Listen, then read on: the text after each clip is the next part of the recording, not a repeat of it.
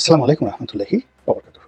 সম্মানিত দর্শক, আমাদের দেশের কতগুলো রাজনৈতিক পতন এবং কতগুলো রাজনৈতিক উত্থান যদি বিশ্লেষণ করেন, তাহলে দেখতে পাবেন যে আমাদের দেশের যারা বুদ্ধিজীবী, যারা দার্শনিক, তাদের কত গুরুত্বপূর্ণ ভূমিকা সেখানে রয়েছে।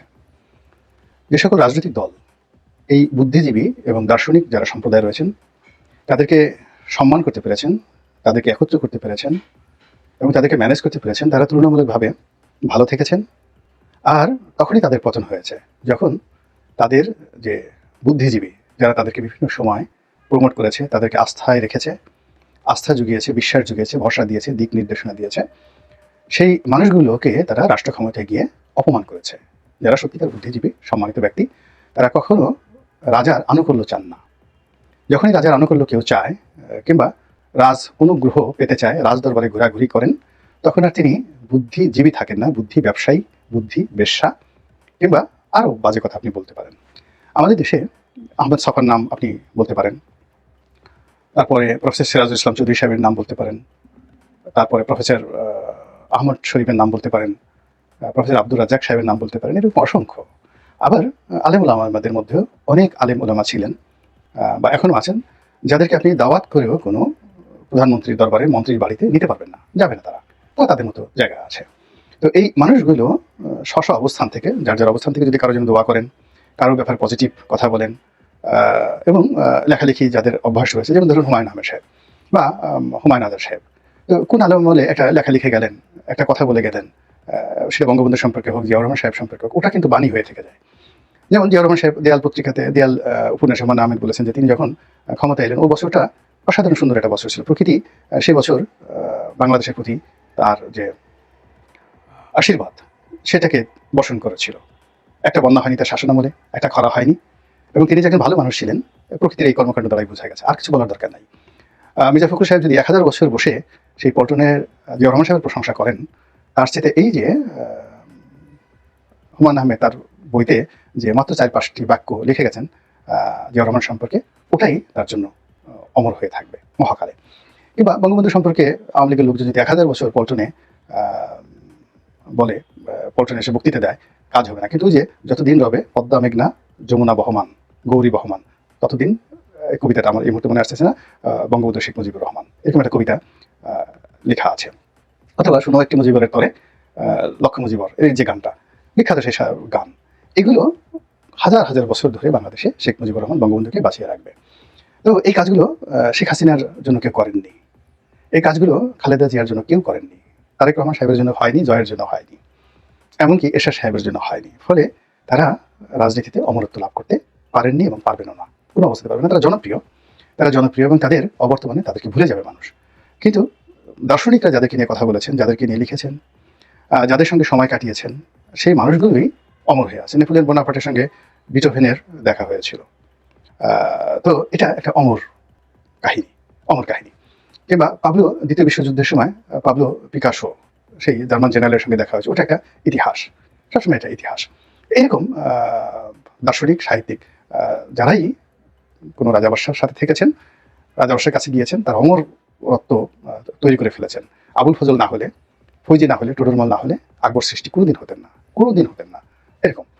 যাই হোক, যেটা বলছিলাম যে ধরুন 96 সনে বিএনপির যে পতন হলো, পতনের মূল কারণ ছিল যে বিএনপিকে ক্ষমতা আনার জন্য শেখ হাসিনার রক্তচক্ষুকে উপেক্ষা করে 1996 থেকে 2001 পর্যন্ত যে সমস্ত লোকজন, দার্শনিক, কবি, সাহিত্যিকরা, সম্মানিত ব্যক্তিরা যে লড়াই করেছেন, সংগ্রাম করেছেন, এবং কোনোদিন বিএনপির সভা সমিতি, সেমিনারে যাননি, যার যার অবস্থানে থেকে তারা এই কাজগুলো করেছেন, এই মানুষগুলো পুরো বিএনপির জমানাতে সম্মানিত হননি, বিএনপি তাদেরকে ওন করতে পারেনি। তো বিএনপি যাদেরকে ওন করেছেন, তারা লেখাপড়া নাই, দুর্নীতিবাজ, চরিত্রহীন, দেশ বিদেশে টাকা পাচার করা থেকে শুরু করে নব্যধ্বনি, ব্যবসা বাণিজ্য, এটা করো ওটা করো, হাজার রকম টাউট বাটপারদের এটা কবলে পড়ে গিয়ে দেখা গেল 2006 সনে ক্ষমতা হারালো। এরপরে 111 এলো। 111-এর কারোর সঙ্গে কোনো এরকম জ্ঞানী, গুণী, বুদ্ধিজীবী লোকজনের কোনো সম্পর্কই ছিল না।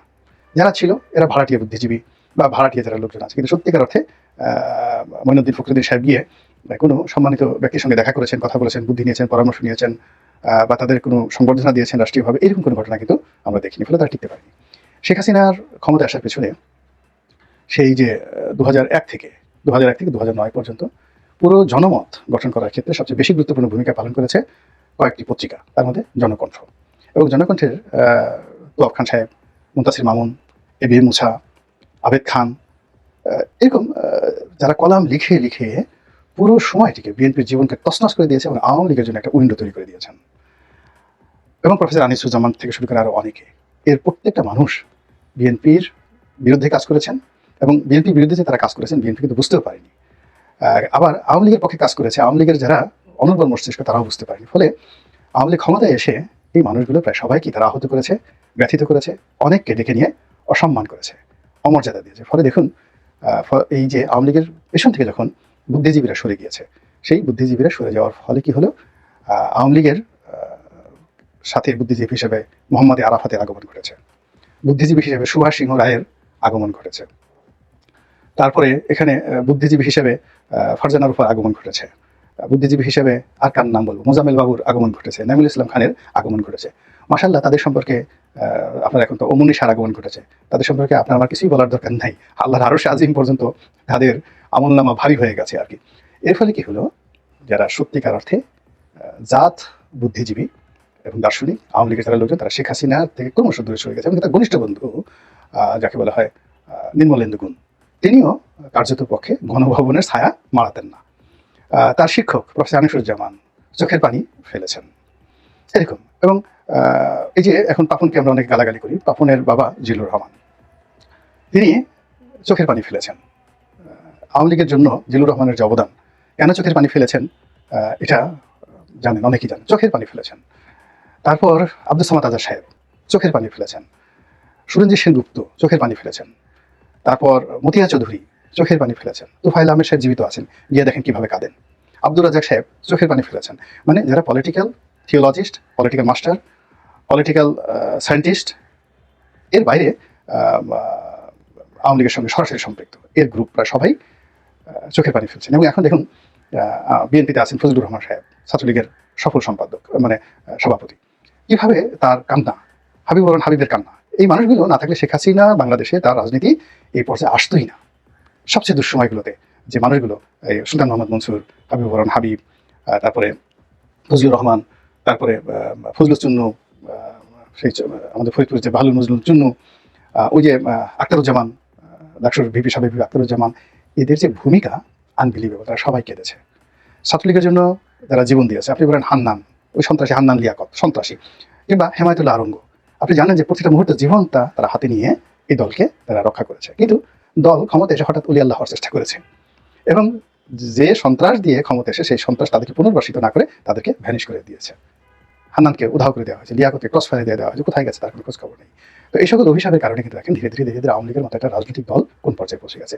বিএনপির ক্ষেত্রে একই অবস্থা প্রযোজ্য। এখন আপনি বিএনপির দিকে তাকান তো, বিএনপির মানে দালালি করে না, বা তারেক রহমান সাহেবের দালালি করেন না, দলীয় কোনো পদ পদবি চান না, মনোনয়ন চান না, তারপরে কোনো কিছুই চান না, এরকম একজন সিঙ্গেল বুদ্ধিজীবী বাংলাদেশে আছে? এরকম দেখান তো, বিএনপিকে ভালো বুদ্ধি দেয়, পরামর্শ দেয়, এবং তার সঙ্গে বিএনপির সম্পর্ক আছে। ফলে কি হচ্ছে, বিএনপি এই যে একটা পরিবর্তিত পরিস্থিতিতে আনপ্ল্যান্ড অবস্থায় তারা কিন্তু হাবুডুবু খাচ্ছে। বিএনপির বিপদের দিনের, প্রচণ্ড বিপদের দিনের যারা বন্ধু ছিল, যেমন ধরুন ডাক্তার বি চৌধুরী কিংবা কর্নেল অলি, এই মানুষগুলো বিএনপির প্রতিষ্ঠা শাখা, কিংবা মেজর জেনারেল শিশু, এই মানুষগুলো কোথায়? মানে জিয়াউর রহমানের হাতকে শক্তিশালী করার জন্য সাংগঠনিকভাবে, তারপর শেষে রাষ্ট্রীয়ভাবে যে মানুষগুলো জীবন দিয়েছেন, সারাটা জীবন শেষ করে দিয়েছেন, সেই মানুষগুলো বিএনপির ধারের কাছে এখন নেই। আবার নতুন প্রজন্মের মধ্যেও এমন একজন লোক নেই। ফলে কি হলো, দেখুন এরকম একটা সুযোগ, একটা ঐতিহাসিক সুযোগ বিএনপি গ্রহণ করতে পারছে না। তারা শুধু ডানে যাচ্ছে, বামে যাচ্ছে, এবং যদি কোনো কারণে তারা নির্বাচিত হয়, তাহলে এখন যে অবস্থা আছে তার সেই অবস্থা ভালো হবে বলে আমার কাছে মনে হচ্ছে না। তো যেটা বলছিলাম, এই যে এত লম্বা ভূমিকা মূলত ডক্টর ইউনূসের জন্য। ডক্টর ইউনূসের সবচেয়ে ঘনিষ্ঠজন হওয়া উচিত ছিল এদেশের দার্শনিক, ভারতের দার্শনিক, পাকিস্তানের দার্শনিক। এর কারণ হলো, রাজনীতিতে, সমাজে, রাষ্ট্রে সবচেয়ে ঊর্ধ্বস্তরের মানুষ হলেন দার্শনিক সম্প্রদায়, যারা চিন্তক, রাষ্ট্রচিন্তক বা যে কোনো বিষয় চিন্তক, দার্শনিক, দর্শন শাস্ত্র যারা চর্চা করেন। এরা এই আর্য যুগ থেকেই তাদেরকে বলা হতো ব্রাহ্মণ, তাদেরকে বলা হতো ব্রাহ্মণ। তো ব্রাহ্মণ মানে কখনো রাজা হতেন না, রাজা ক্ষত্রিয় বংশ থেকে হতেন, যোদ্ধাদের থেকে হতেন, কিন্তু ব্রাহ্মণদের পরামর্শ ছাড়া রাজকার্য রাজা চালাতে পারতেন না। অসাধারণ একটা ক্ষমতার ভারসাম্যের কারণে হাজার হাজার বছর ধরে এই যে মার্জি কমিশন, নির্বাচন ব্যবস্থা সংস্কার কমিশন, আমরা ইনফ্যাক্ট গতকালই আমাদের রিপোর্ট দিয়েছি। 4টা কমিশন আমরা রিপোর্ট জমা দিয়েছি। আমরা দিয়েছি সংবিধান সংস্কার কমিশন, দুদক সংস্কার এবং পুলিশ সংস্কার কমিশন দিয়েছে। কিংবা ইসলামিক খিলাফতের কথা চিন্তা করেন, তো সেখানে মজলিসে শুরা নামক একটি সংগঠন ছিল, যারা সুলতানের বিচার করতে পারতেন, সুলতানকে মৃত্যুদণ্ড দিতে পারতেন, খলিফাকে অবৈধ ঘোষণা করতে পারতেন। এবং যিনি এই দলের মধ্যে যারা ছিলেন, কেউ শাইখুল, যাদেরকে বলা হতো শাইখুল আলম, তারপরে কাজী উল কুজ্জা তথা যিনি প্রধান বিচারপতি তিনি, এবং যিনি ধর্মীয় প্রধান শাইখুল আজম তিনি। তো এরকম একটা বিশাল গ্রুপ নিয়ে যে একটা মজলিসে শুরা, উচ্চপদস্থ মজলিসে শুরা ছিল, এবং যেটা আংশিক হলেও এখনো সৌদি আরবে আছে, এবং আংশিক হলেও এখনো মিশরে আছে। মিশরে আল আজহার বিশ্ববিদ্যালয়ের যিনি খতিব বা যিনি গ্র্যান্ড মুফতি, ও তাদেরকে বলা গ্র্যান্ড মুফতি, তিনি ওখানকার শারিয়া কোর্টের চিফ জাস্টিস। তিনি কিন্তু যে কোনো রায়কে বাদ দিতে পারেন, এবং রাষ্ট্রীয় প্রেসিডেন্টের পরে তিনি দ্বিতীয় গুরুত্বপূর্ণ ব্যক্তি। অন্যদিকে আরাফাতের ময়দানে যিনি ইমামতি করেন গ্র্যান্ড মুফতি সৌদি আরবে, এখনও তিনি বসে থাকেন, আর বাদশাহ যুবরাজ এসে তার হাত চুম্বন করে। এই যে বাদশাহ এখন সালমান আছেন বা মোহাম্মদ বিন সালমান আছেন, ওখানে যিনি এখন গ্র্যান্ড মুফতি আছেন, অন্ধ এক ভদ্রলোক, তো তিনি বসে থাকেন, তার সামনে গিয়ে তার হাত চুম্বন করেন। তাকে কিন্তু গিয়ে রাজদরবারে কখনো দেখা যায় না, তিনি রাজার সাথে দেখা করতে গেছেন এরকম কোনো ঘটনা নাই, রাজাই বা যুবরাজা তার সঙ্গে দেখা করতে আসেন। তো সেই অর্থে বাংলাদেশে যারা এই ধরনের লোক এখন আছে কিনা সেটাও সমস্যা। যদি 2-4 জন থাকেন, 2-4-10 জন থাকেন, বা দেশের বাইরে যারা আছেন, তো এদের সঙ্গে ডক্টর মোহাম্মদ ইউনূসের বন্ধুত্ব হওয়া উচিত ছিল সবচেয়ে বেশি। কিন্তু দুর্ভাগ্যজনক হলেও সত্য যে এরকম একজন লোককেও তার পাশে দেখা যাচ্ছে না। ফলে কি হচ্ছে, যা হওয়ার তাই হচ্ছে। বঙ্গবন্ধুর জামানাতে অনেক ব্যর্থতা ছিল, কিন্তু সেখানে এই যে এখন জাহিদিনের শফিক রহমানের বাবা সাইদুর রহমান, পল্লী কবি জসিমউদ্দিন, তো এই সমস্ত মানুষ যখন বঙ্গবন্ধুর কাছে যেতেন, তিনি চেয়ার ছেড়ে দাঁড়িয়ে যেতেন। খানে সবুরের মতো মানুষ, ফজলুল কাদের চৌধুরীর মতো মানুষ, এদের নাম শুনে বঙ্গবন্ধু মানে সম্ভ্রম দাঁড়িয়ে যেতেন। তার রাজনৈতিক গুরু সেই মাওলানা ভাসানী, তিনি গিয়ে নিজে সন্তোষে তার সাথে দেখা করে আসতেন। এবং তিনি যখন যেতেন, তিনি এই ভাসানীর যে স্ত্রী আলেমা ভাসানী, তাকে পা ধরে সালাম করতেন। এখন এই যে কালচারগুলো, এই কালচারগুলো নাই। যখন একটা লোক চেয়ারে বসে পা দুটো সে সামনে বাড়িয়ে রাখবে এবং সবাই তাকে সালাম করবে, এই যে কালচার, কালচারের ফলে কি হচ্ছে, কর্মে বরকত হচ্ছে না, সফলতা হচ্ছে না। এবং এখানে দার্শনিকতার কোনো বয়স নেই। হযরত আব্দুল্লাহ ইবনে আব্বাস খুব বিখ্যাত মুফাসসির কিরাম ছিলেন, এবং কোরআনের ব্যাপারে আর যে যাকে বলা হয় আল্লাহ যে তাকে পাণ্ডিত্য দিয়েছেন, সেখানে আল্লাহর রাসূল বলেছেন যে আমার পরে যদি কেউ এই কোরআনের অন্তর্নিহিত তাৎপর্য কেউ ব্যাখ্যা করতে পারে, তিনি হলেন আব্দুল্লাহ ইবনে আব্বাস। তো এই আব্দুল্লাহ ইবনে আব্বাস বয়সে খুবই তরুণ ছিলেন। কত বয়সে আমি এটা বলতে পারবো না, এত অল্প যে বলতে গেলে হযরত উমর রাদিয়াল্লাহু তাআলা আনহুর ছেলের বয়সের চেয়ে ছোট। কিন্তু তিনি যখন আসতেন কোনো কাজে, তখন খলিফা দাঁড়িয়ে যেতেন এবং নিজের পাগড়ি তাকে বিছিয়ে দিতেন তাকে বসার জন্য। এটা ছিল ইলমের, হিকমতের মর্যাদা, এবং এর জন্য একজন উমর হতে পেরেছিলেন। এবং তার জামাতে আব্দুল্লাহ ইবনে আব্বাস এর মতো একজন দার্শনিক ছিলেন। একইভাবে আরও অনেক কথা বলা যাবে। তো এই বিষয়টি এখন দেখা যাচ্ছে না, গণভবনে নাই, বঙ্গভবনে নাই। সবাই আছে, গান আছে, বাজনা আছে, শিল্পী আছে, নৃত্যশিল্পী আছে, জেনাকার আছে, ব্যভিচারী আছে, চোর আছে, গুন্ডা আছে, ডাকাত আছে, চোরাকারবারি আছে, কিন্তু কোনো দার্শনিক, কোনো ওলি আল্লাহ, কোনো গাউস কুতুব ওই জায়গাগুলোতে নেই। আল্লাহ আমাদের সবাইকে হেদায়েত দান করুন এবং হেফাজত করুন। আসসালামু আলাইকুম ওয়া রাহমাতুল্লাহি ওয়া বারাকাতুহু।